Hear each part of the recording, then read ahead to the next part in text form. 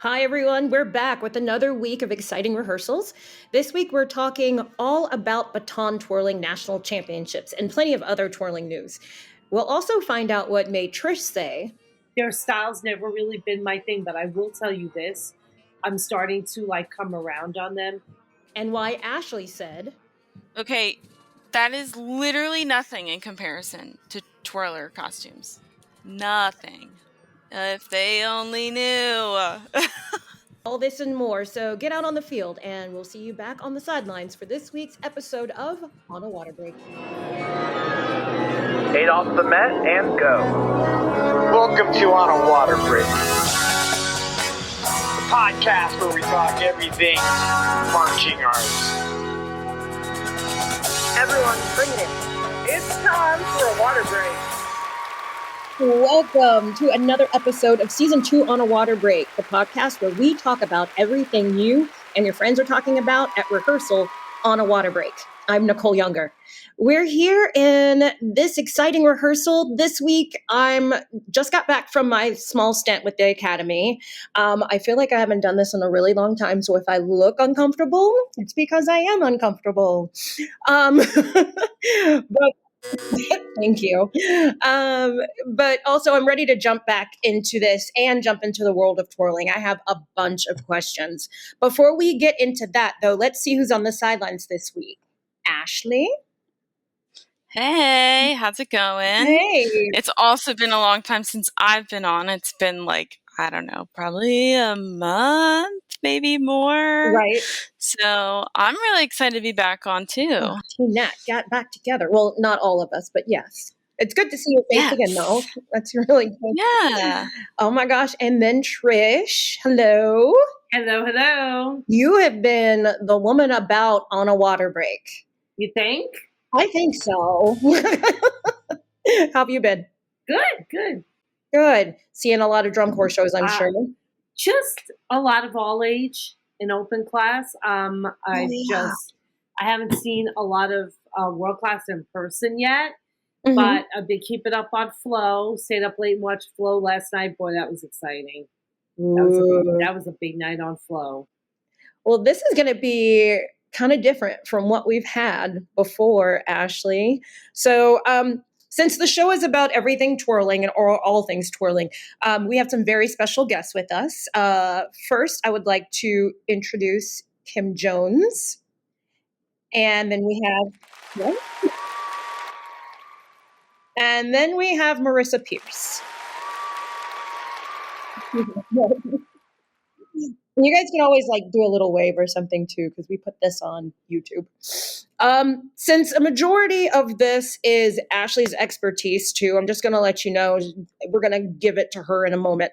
However, we want to learn more about both of you. So I'll just go with Marissa first. We do this thing called the 32 count life story.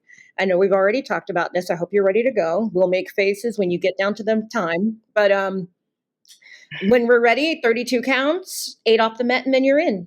You ready? You got it. Hopefully I get the mat right. We'll point to you. How about that? I like that. I like it. All right, sounds good. All right, here we go. Now go. I grew up twirling. I've been twirling for 19 years competitively. I've traveled to 6 international competitions, 4 World Championships, 2 International Cups, and a Grand Prix, winning 5 gold medals, 2 silver, and 1 bronze representing the United States. I twirled at Michigan State University for the past 4 years, and I'm a recent graduate. I'm also the 2023 USTA Collegiate National Champion, and I twirled with Wheaton Dance Twirl teams for the past 7 years. And yeah, that's a little bit about me. Hopefully that was 32 counts, but I love twirling. And I'm so excited to be here. Yay, that was pretty good. That was pretty on beat. That was like all the counts. She's like, here I go. And that was awesome. All right. And next we also have Kim Jones. Hey Kim, how are you? Hey. Good. How are you? Good. So we did catch you up on the 32 count life story. Mm-hmm. All right. You did. Yes. You think you're ready? I guess. Yeah, sure. Let's do it. Just jump in. All right, here we go.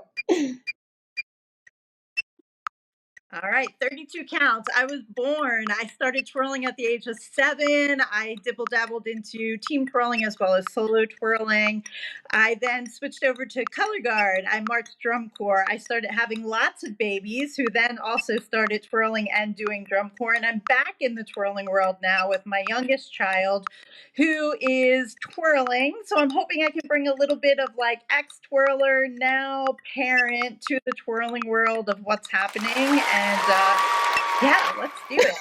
She got right on it. It's good. I always get so nervous for everyone when they're doing it because I'm just like, I want to listen, but I'm also counting. So it's just like, That's hard. It's hard to put your life in 32 Right. seconds, right? flag feature, 32 counts. Awesome. Yes. Okay, so like I said before, I wanted to make sure that we, Ashley is heading this because, like I said, I have questions and I already have my list. So I will go ahead and bounce it on over to Ashley for this. Yeah, so there's been a lot happening the past few weeks and still to happen in the next few weeks in the twirling world. So for those who don't know, July is pretty much the month of the national championships for multiple organizations within the Baton twirling community. So like color guard, it's not just WGI. Like there's several circuits, like there's local ones, there's like a couple main ones that a lot of people participate in. The ones that we're going to be talking about are Twirling Unlimited, which is based in Ohio, and then USTA, which is United States Twirling Association, and then NBTA, which is National Baton Twirling Association. So they all have different rules and guidelines for each other, but basically, from a layperson's point of view, USTA allows gymnastics, NBTA doesn't. USTA has a lot of like fundamental elements that they incorporate into their competing aspects, and they're called compulsories. So like you have to pass different levels of compulsories in order to move on to the next level of competition. So I think that's like a real key thing in what makes them unique in their organization. Okay. And you've got some results actually. I do. Last week was USTA Nationals, and this past weekend was Twirling Unlimited Internationals. So like everything is happening all at once. Marissa, was that where you were? Yes, I was at USTA Nationals, but my mom's Baton group, Spirit Baton, was actually at Twirling Unlimited Internationals in Canton. But I've competed there the last, I don't know how many years of my life, my whole life, I guess. So I'm very up to date with what happened there, as well as at USTA, just because it was important to my mom's kids, and I was making sure they were on task. You got to make sure they're doing what they're supposed to be doing. So yes, I was at USTA though. And Kim, where were you? I was at TU. I was out in Canton. Ooh, okay. So then like you all can give us like results that came out of all those competitions. Yeah. Oh, let's get into that.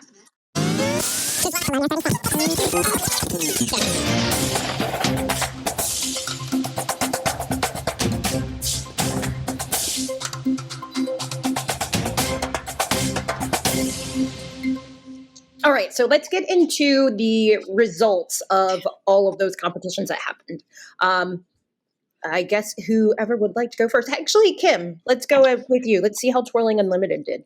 So Twirling Unlimited was a 3-day whirlwind of a lot of solo competition, as well as I think there was close to about 200 team events that happened on Sunday. 300. And so Yeah, 300. it was crazy. It's crazy. So we'll get into like the craziness of what a twirling competition entails.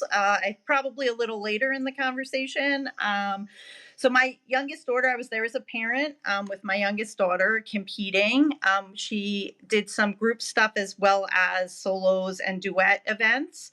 And so her and her duet partner did walk away with an international title. So that's they're beginners.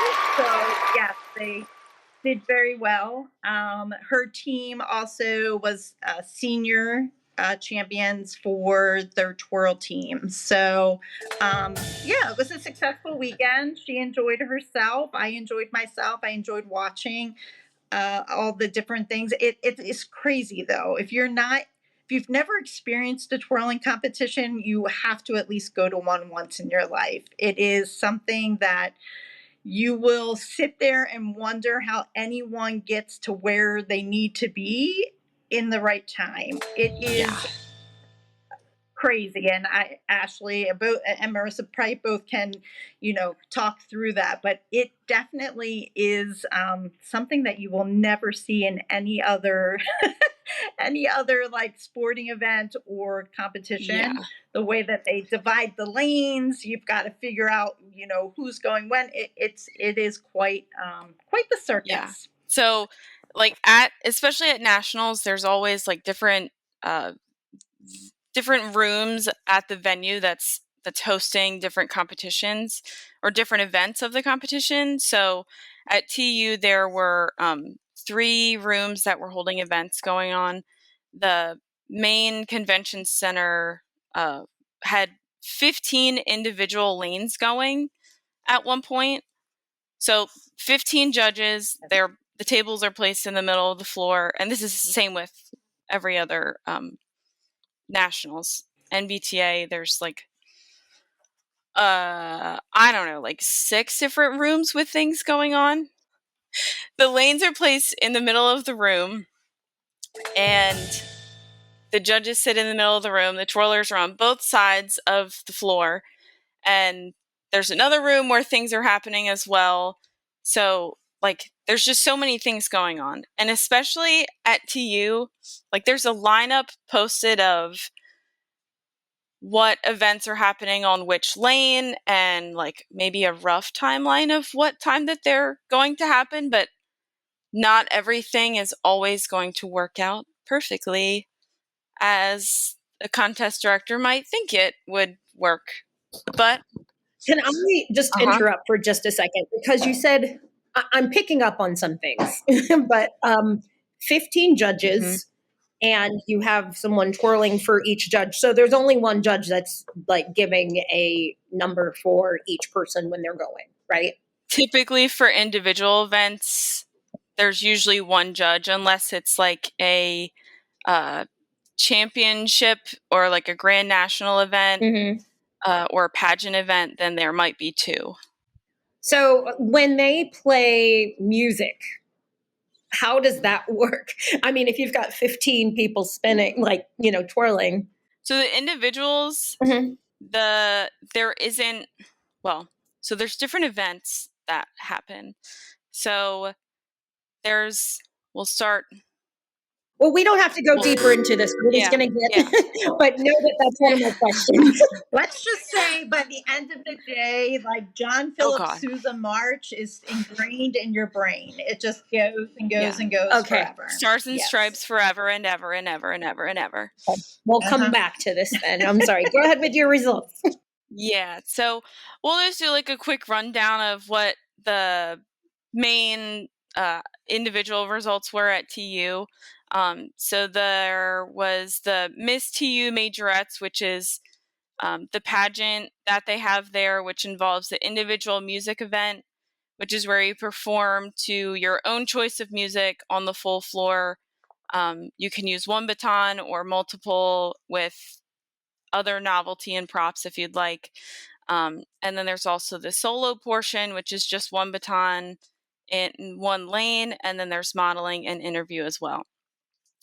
So those pageant winners were Emery, I'm going to butcher this last name, Musinski, in the tiny tot division. So that means ages 0 to 8. And then Juliana Fiello in the juvenile division, ages 9 to 11. Riley Reed in the junior division, ages 12 to 14. Alana Burkholder in teenage, ages 15 to 17. And then April Gable won the senior division for 18 and over. And then they also have an international solo championship as well. So that's the solo portion of that pageant, but just the solo. So they're just being named like the international solo champion of Twirling Unlimited. Some of them are the same people, some of them aren't. The juvenile, junior, and senior are all the same winners as the pageant winners. So Juliana, Riley, and April all won their international solo divisions. But Kinsley Duncan won the tiny tot division, and then Maisie Zapata won the teenage. So that's pretty cool that some of them won both things. That's not always the case. And that's an all-day thing that they're there for. Those literally all day. Cute little. Yes, like 12. Well, it wasn't quite 12 hours, maybe 10. Only 10. NBTA is definitely 12 plus hours. So speaking of USTA, Marissa, you have some things on that, right? Yeah, absolutely. I had a good time at USTA Nationals. Obviously, I was the reigning collegiate champion, so I actually got there on the first day of competition. Well, I guess the second. I was there after pre-trials, which is their rhythmic and freestyles on Tuesday. So I didn't get to really see those, but I did see the collegiate championships, the IBTF qualifiers, and all the national events, all the grand national finals and collegiate finals. Super fun. I got to do a performance and give away the cup, the Miller Cup that I had won. So it was a great time. It was very interesting to see the progress that athletes have really made in a year. I think it's really phenomenal to see people that, if they were 16 last year, how much growth there can really be when you turn 17. And it was fun to watch, but it was definitely first year not competing and a very different feeling for me, but it was enjoyable. And I know that if I did the IBTF qualifier, I would have been crying. IBTF got rid of for the World Championships, not for Nations Cup, but for the World Championships, they got rid of the adult division. So if you were an adult, like I would have been considered an adult according to my age if I were competing. You wipe away the adults and you get put with the seniors. So you're put with the senior age kids, and they are only selecting 2 from USTA and 2 from MBTA for the IBTF World Championships. And those divisions were lengthy and full of really, really, really good twirlers in the senior age division. So that was kind of interesting to see. And obviously the women and men who qualified are phenomenal twirlers. I mean, we wouldn't expect any less than that, and will definitely represent the United States well. And then the Grand National Champions, and the collegiate champion, but I can get to the collegiate champion last. Jada, she won strut. Julia won 2 baton and 3 baton. Bauer won solo. Carissa won dance twirl, and who am I forgetting? Solo was Michaela Schuler. And all 5 of them are fantastic athletes and great representatives of each individual event that they do. And they're just really good people, which makes it really great to celebrate. And then Courtney Detweiler won the collegiate championship, which I'm very excited for her. She obviously went to the University of Missouri, but is a Pennsylvania native with me. So I told her the Miller Cup was coming back home. So it was good to see the Miller Cup come back to Pennsylvania. And so it was a great time. I had so much fun. Last performance ever. I'm officially retired now, but that's like a little rundown of USTA Nationals. It was really, like I said, great to see athletes progress throughout the year. And I haven't gotten to see a lot of my friends since last Nationals. So it was fun. I just want to ask, I'm pretty sure like going into competition and you get there and you're like, okay, got to, my hair, my makeup, because I've seen the hair and makeup and it is a 10. Okay. Along with the thank you and all the rhinestones. And how was it different? Like, I'm pretty sure it was it was just a different feeling for you being there this year. I don't know how to describe it without making it sound really weird. I think last year I retired on a high. I won a national championship. I went to NBTA Nationals. I made the coveted top 6 in Grand National out of 97 athletes in the senior age division with some really great twirlers. Made in a couple world finals. Thank you. And then I went to the world championships, and I won a gold medal with wheat and dance world teams and twirl team, and then also made finals in both solo and through Baton, which is a feat in itself. And I've gone to a couple world championships where I haven't made finals. So the fact that I made finals against some really great athletes internationally is something that I'm really proud of. And when I finished last summer, why would you keep going if you finished all your goals? Especially at 21, your body starts to hurt. So going into it this year, it was, that's right. Going into it this year, it was weird, I can say. And I was not sad that I wasn't out there. When I had the honor of putting athletes on for the collegiate prelims and finals. And in the bullpen before they walk out, you're nervous, you're scared. The anticipation is there. You're thinking about it and leading up to it. I don't miss any of that. I really don't. There's no part of me that would want to take part in that anymore. But I miss the aspect of going out there and having the opportunity to showcase my school or just showcase myself and the individual events. And I think that's what I missed. I didn't miss anything else. I did not miss the prep. I did not miss if you had a bad routine, what happens. I didn't miss any of that. And I'm sure Ashley might be able to say the same. And it's a very weird feeling. And I'm very satisfied and very okay with the fact that I retired and I want to be done and I want to move on to the other side of things and sit on the other side of the table. But yeah, it was definitely weird. And it was weird even like today. I'm at MBTA Nationals, and it's like I'm sitting there and I'm like, I feel like I should have my modeling gown on and like my hair done.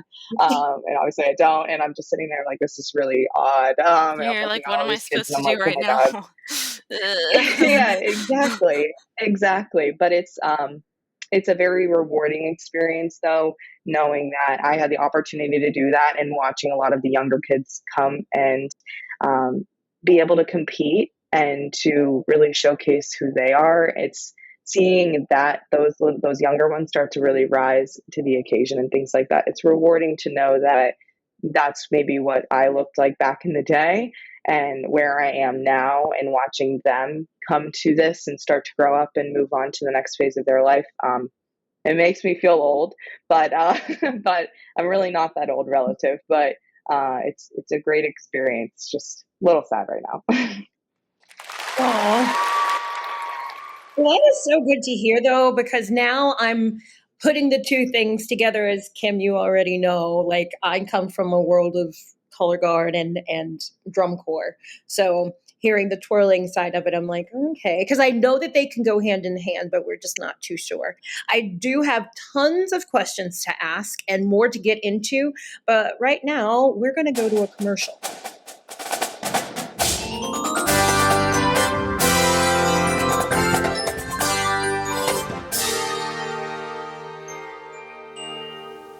Hey, this is Christine Ream. And Chris Green. Guard Closet was founded as a consignment business in 2000. Since then, it has grown to include winter guard, band, percussion, and other genres. We can help you with custom flag and costuming designs. Our consignment inventory has plenty of great looks for your color guard, drumline, and marching band. Pay it forward. When you purchase consignment, you help other programs. Last year, we sold over 400 sets of consignments and returned over $125,000 in payments to our consigners for their sales. Additionally, Guard Closet offers custom and pre-designed costumes, flags, floors, and formal wear, full or partial show writing, educational programming, and other services. Max out your rehearsal time and set up a microsite for easy student ordering for shoes, gloves, and other equipment. The Guard Closet team is here to help you get everything you want and need for your season. Check us out at guardcloset.com and follow us on social media.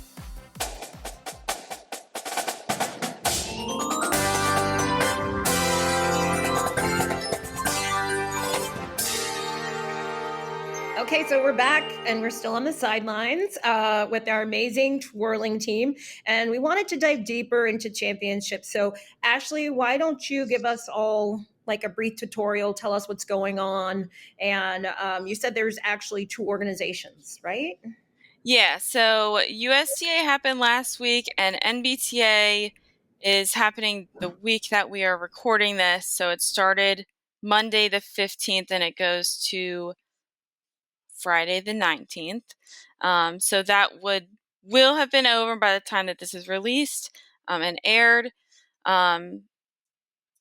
So congratulations to everyone who has won their titles and competed and all of that good stuff. Hope everyone had a fantastic time. There was the IBTF qualifier and all of that on Monday, which is the qualifier for the World Championships that happens in Torino, Italy in 2025. So that was really exciting for some of the teams that qualified on Monday. And NBTA just appointed an acting president, I think last week or the week before. And they're putting together like a new board of directors. So there's like a lot of change happening in the works. So I think everyone is kind of seeing how things go and hoping for some positive change maybe. I'm intrigued to see how things are gonna play out and maybe have some more. I'm like trying to word. I'm trying to use my words right now. Well, I mean, I've got some questions for you. So highlights, because like usually, again, I don't have anything to put this with except for WGI and drum corps. So what are some like standouts that you've seen that you're like, wow, they did some pretty awesome stuff?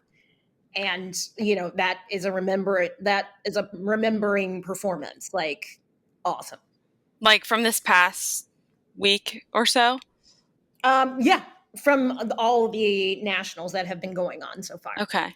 Yeah. So this past weekend, I judged Twirling Unlimited Internationals.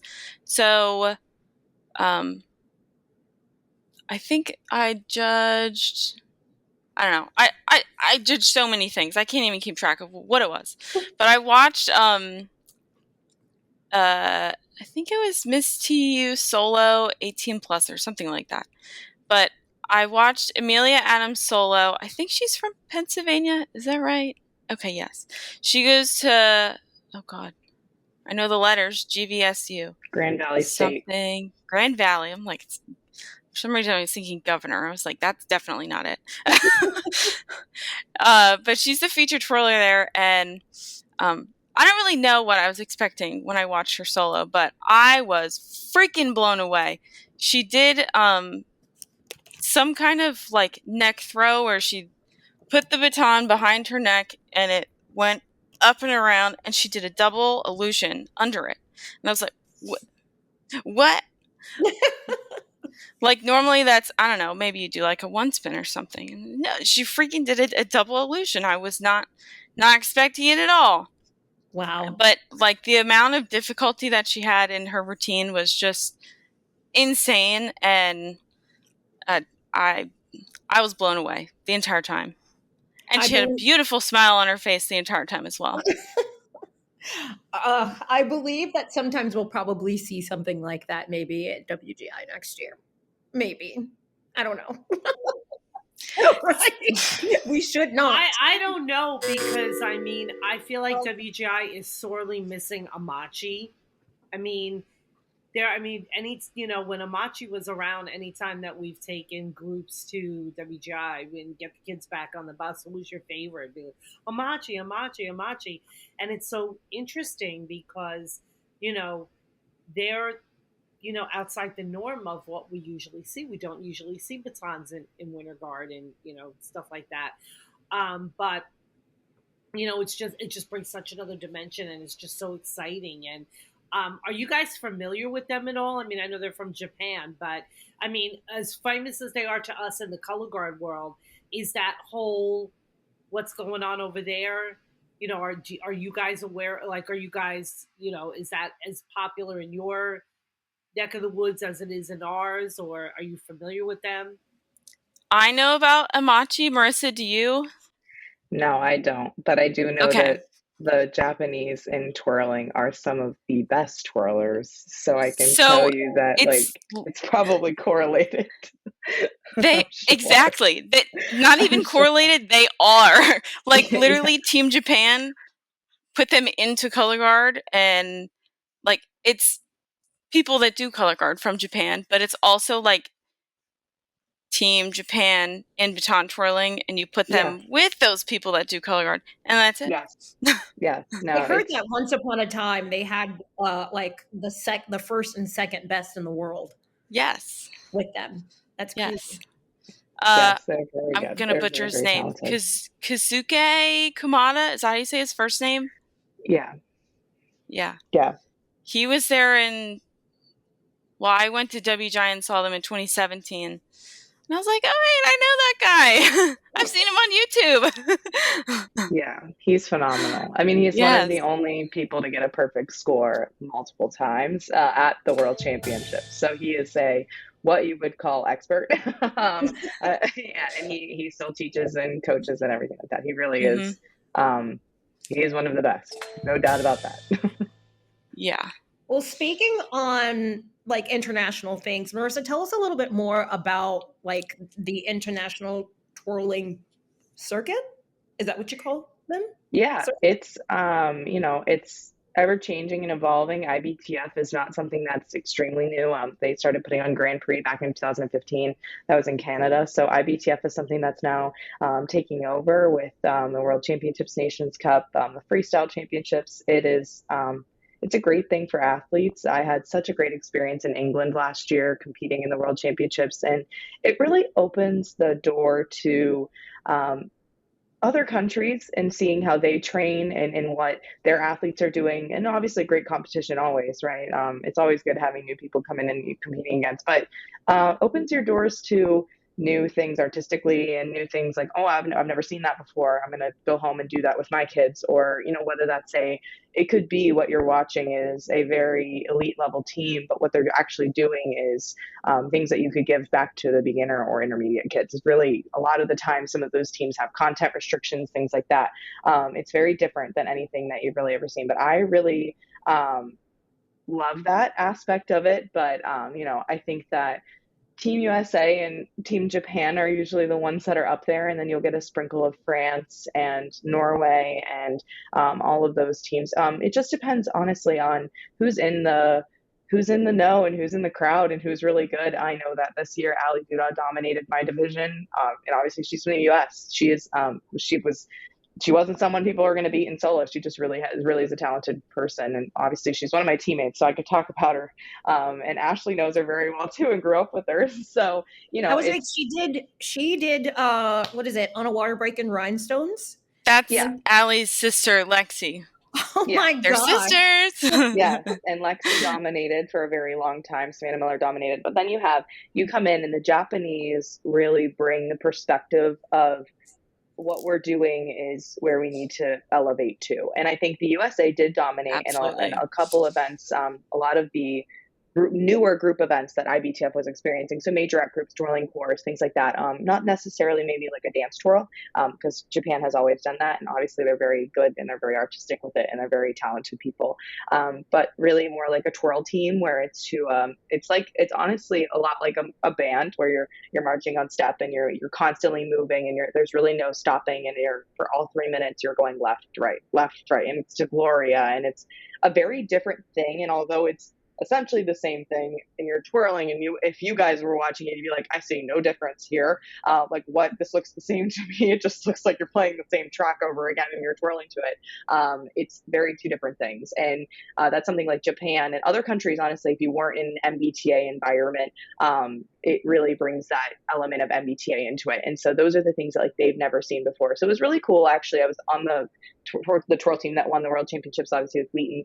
And it was really cool to see people react to that. They've never really seen anything like that. And to be able to have a gold medal in it is also something very special. But to be a catalyst for that and see other countries maybe coming out here in the next world championships next year, it'll be very fun to watch, and it'll be something to see really. And it's very interesting. But with the IBTF coming together with the USTA and MBTA athletes in the United States, it can only create and foster an environment for growth. So I think that it's a great thing. And I hope that people who are listening to this that are twirlers, hopefully if they're young, they get to experience that one day. So I'm going to just ask another question. So what is like the scariest thing that has happened during a competition? I don't know. I don't know. There's like a lot of, like when people get hurt, anytime, that's usually scary. I don't know if anyone's majorly got hurt like this year, but like those, like, or when people like fall over or like they're doing the routines, I would say that's probably the most scary thing. Like, especially when you're watching, it could be any athlete, doesn't need to be someone that we know or someone, it could just be like they simply literally fall. Like, oh my God, they fell. And then they get back up and they keep going. And you're like, wow, if I were doing that, I'd be crying. Like if that was me, I'd be falling on the floor. But like those kinds of things, I think like that's scary. And I'm sure Ashley can say that from a judging perspective. You never want a kid to like go out there and fall. But it's something that like, I think that's scary. Any of that. And like, I know that I've experienced watching people like before a grand national solo here at MBTA Nationals, like bust their knee and like can't compete. That's what I was going to say. Like, like that is horrifying to me that you absolutely like, you come here and it's like, you bust your knee on the first day and you're like, oh my God, like your first day. Yeah. Like, it's like, and you feel so bad for them. And a lot of them are actually, usually a lot of them that I've seen and Ashley's seen, they're older twirlers. So they're probably in college, and they also twirl on the field in the fall. And if you have to have knee surgery, you can't twirl in a month. So it's really, I think those are some of the scariest moments. I feel for those people. I can't imagine. I always, because I always put that towards, and I judge for Winter Guard season. So there's been a couple of shows like I've seen like a performer get impaled, and they just like roll off, or they just go behind a backdrop, and it's just like, oh wow. And then you see lots of parents just go back to that corner of the floor and gather them up, and the rest of the team just goes on. It's just really like, it's sad because you see them getting out on the floor and they're so focused and they're so ready to go, and then boom. I just think that is scary. Ashley, where did you have any standout performances that happened this year? I think some of my favorites, can I say that? Favorites as a judge? I'm going to retract favorites. Say standout. Standout. Yeah, that's a good word. I really liked my old team, Wheaton. They had their dance twirl to Eleanor Rigby. I loved watching that every single time, every single local competition. I mean, it changed like every single time that I saw it. And I'm like, oh man, they took the floor section out. I really like that part. But just watching it evolve like over the course of the past few months has just been like a beautiful journey to watch it change and watch the performers like actually start feeling the music and feeling like what they're doing. Because when you first learn whatever the routine is, whatever the move is, you're like, okay, I have to do this now and I look like a robot. And then like throughout the months they're like, oh, I actually can breathe while I do this, and I can feel like they can show the feeling through their body, and they're like not just their facial expressions, but like through all of their movements. So it's just really nice to actually see the development of the feeling and all of that. As a team as a whole, it's really hard to get the whole team to buy into that like same character development. For sure. For Yeah. sure.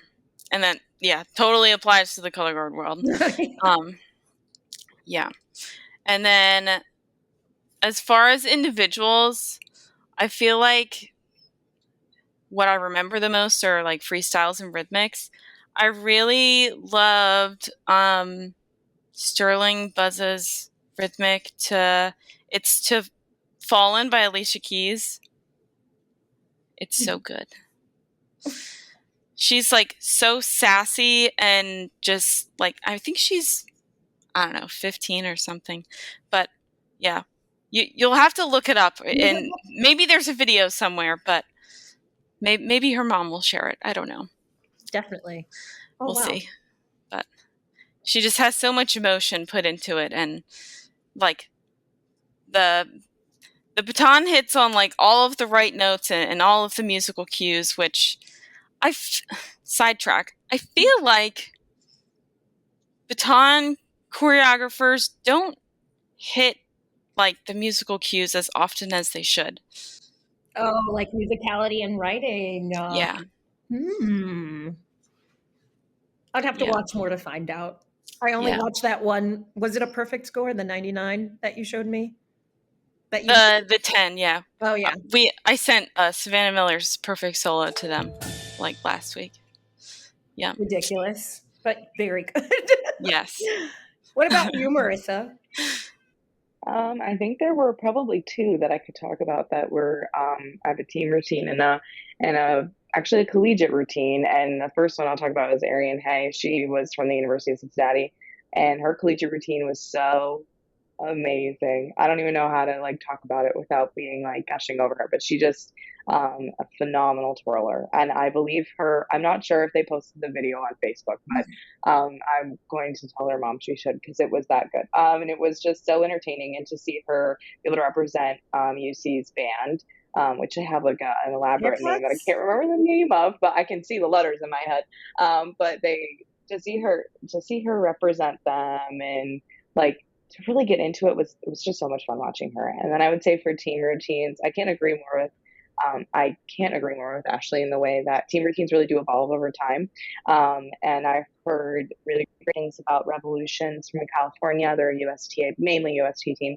And they did this like timepiece that Mark Nash choreographed, and Mark Nash is a huge twirling person in the sport.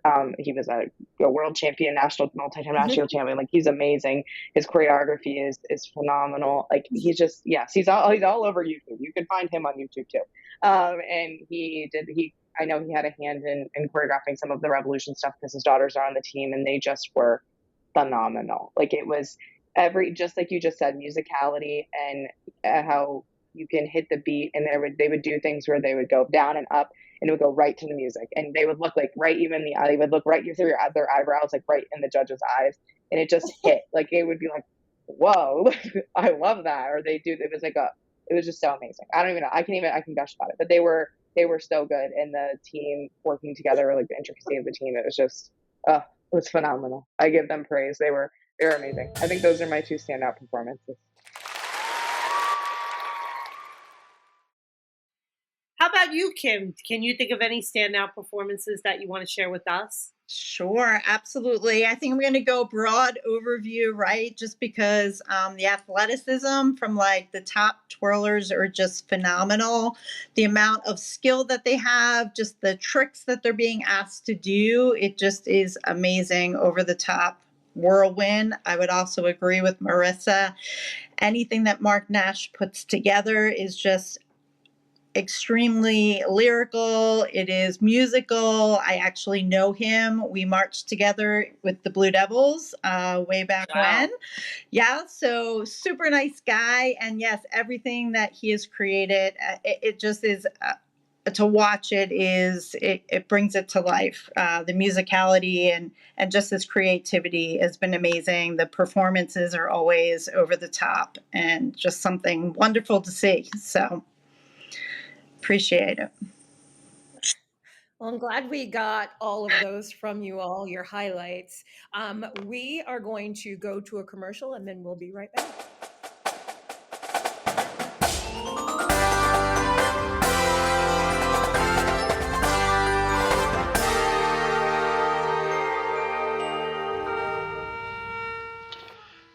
everyone, it's Jeremy, and here are your announcements coming from the box. Don't miss all of our bonus content, including On a Waterbreak in Rhinestones with your host Lexi Duda, exploring the world of the twirlers. Don't miss Parades and Drum Majors at Step Off with your host Jack Goudreau, and get lost in translation with your host Cynthia Bernard, exploring all the words that confuse all of us in the marching arts all across the world. And go behind the lens with marching arts photographers all across the country with your host Chris Marr. Plenty more bonus content from On A Waterbreak, so listen anywhere you get your podcasts. If you want to be on A Waterbreak as a guest, or you know somebody that would make a great guest for On A Waterbreak, email us at onawaterbreakpodcast@gmail.com or find us on social media. Okay, field staff, take it away. Let's reset.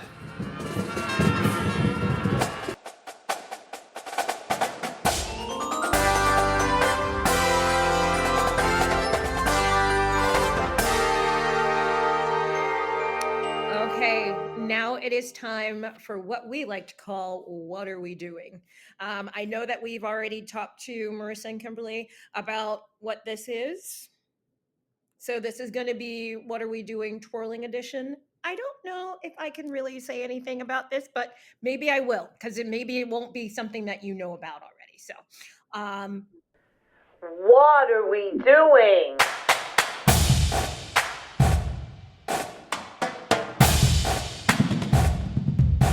What are we doing? All right, so let's see here. Trish, I always like to go with you first because it's your voice. It's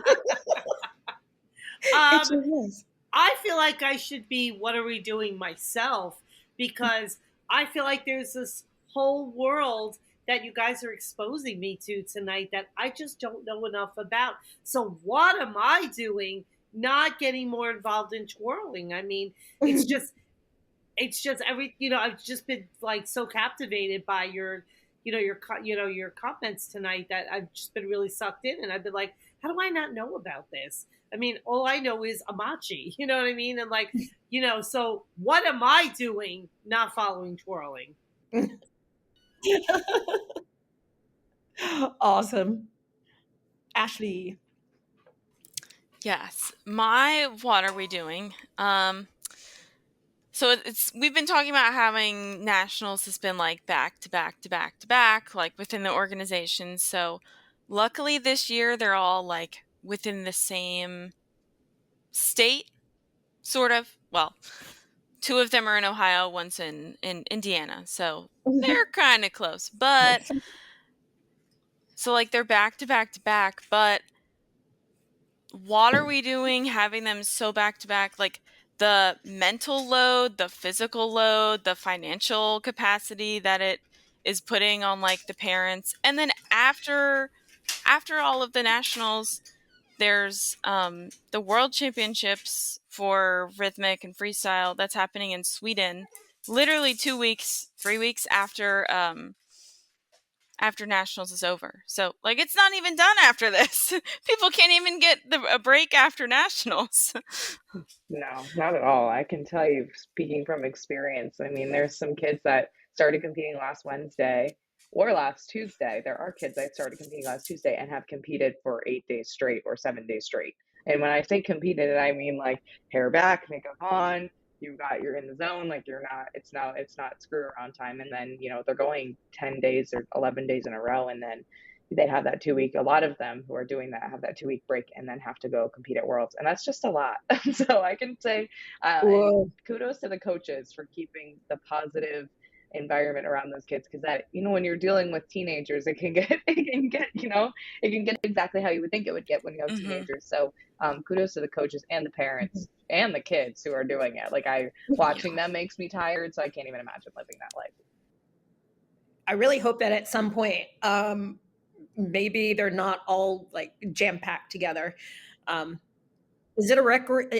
I just want to ask this one question. Is it a requirement that they all go to those different competitions? No. Okay. Well, I mean, so like this year's a world qualifying year, so if you want to qualify for worlds, then you kind of have to go. Okay, got it. Okay. And the worlds, how you qualify for worlds is kind of changing. So, like, it used to happen every 3 years, but the past, I don't know, I think since 2018, so correct me if I'm wrong, I think it's started to change to not be every 3 years. So it's been a little unpredictable since then. Got it. My what are we doing is why haven't I gone to a show with you, Ashley? That's what I want. Like, what are we doing with me not doing that? Or what are we doing not rhinestoning something for Nicole? You know what I mean? Oh, we totally can do that. I'll give you my On A Waterbreak t-shirt. Yes. I love that. One of my band moms, actually, when I was in Texas, her daughter is a twirler and it still competes. And she took my jacket and she was like, "Ooh, I can bling this out for you." Brought it back the next day and it was heavier. Yeah. And I was like, "Thank you." Have you seen that post where it's like the gymnastic leotards are like that? They have so much rhinestones on them that they weigh a pound. Oh yeah, yeah. Okay, that is literally nothing in comparison to twirler costumes. Nothing. Oh. If they only knew. If they only knew. All right, Marissa, it's your turn. Tell us. Yeah. So there's a lot of things, and I feel like if I start talking, I feel like I could talk forever. Oh no, I'm just kidding. No, but I swear to God, I'm kidding. But I would say big things that maybe you guys wouldn't know, but Ashley would understand, and even Kim would understand, and I think you guys might be able to understand this from the perspective of a color guard perspective. There's a lot of heavy focus on big tricks right now. And we're missing everything else that's important. And obviously, I'm not sure how WGIDCI, I'm not sure if that's judged by a score sheet. Twirling is judged by a score sheet in most organizations. You have the score sheet sitting in front of you. And so you have to, for a coaching perspective, you have to fill the score sheet. You have to coach to the score sheet. You have to choreograph to exactly what's on the score sheet, check every box, make sure you're doing everything correctly.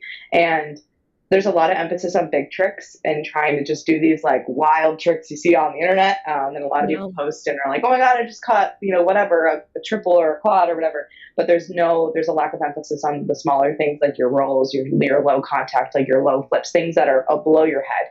And that's a really important part of building a solo, especially at a beginner intermediate level. And again, like I said, you guys, it's just like in color guard when you're doing the low flips with the rifles or the stuff with the flag, and it's not necessarily you're tossing it, but the actual maneuvering the flag and doing things that you're not just throwing it in the air and doing a million things under it. It's actually maneuvering it and doing harder things with it than just a basic spin, I guess is really what you would call it. So I think there's a lack of emphasis on those smaller things and really important things when building your solo. So now you're seeing a lot of kids come out in the advanced division who are doing these awesome big tricks, but don't have the rest of the score sheet filled out because they're only doing those big tricks. So I would say that is something that really gets me going. And I could talk about it all day. That's like, it's really, yeah.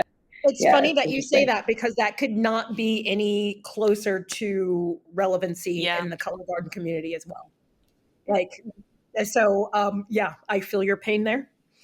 Yeah. Yeah. Well, all right. So enough with the complaining. Okay. We're going to go over and just flip it up a bit and we're going to do our gush and goes.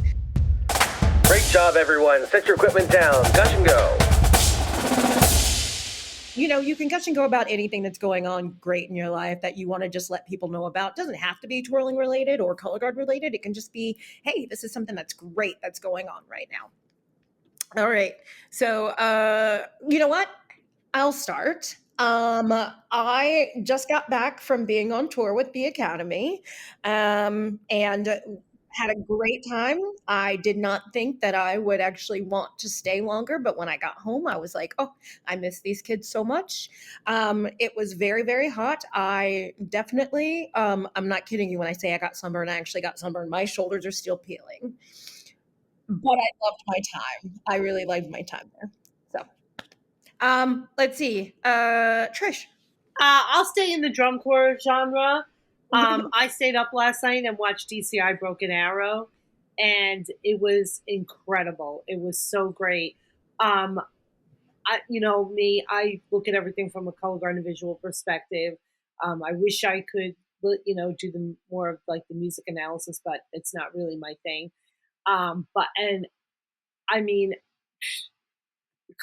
Color guard at championships could really be anybody's game this year. I mean, they're all good. I mean, and where I thought, some of them were going to fall, it was a little bit different, from what I thought, but they were all amazing. They were just all amazing. But one shout out I'd like to give is a color guard corps that's not really been my favorite the last couple of years, which is the Mandarins. I know all my music friends rave about them. Their style's never really been my thing, but I will tell you this. I'm starting to come around on them because I got to tell you, they hit every single note, every one. And Nice. My Gush should go. I'm going to give it up to the Mandarins tonight. Although my favorite guards, of course, are Crown, Blue Coats, Boston, Blue Devils, all of that. I think any one of those four could take it this year. But just that has really grabbed my attention lately. I've been like, they hit every single note, every one. And it's just really great to see. It's what we should all aspire to. All right, Marissa. I think there's lots of things I could talk about, but I think the most exciting one is probably being on this podcast because I don't know, as I said, I twirled at Michigan State University. Yeah, exactly. That's right. I twirled at Michigan State University, but I was also part of the Spartan Marching Band the last 4 years.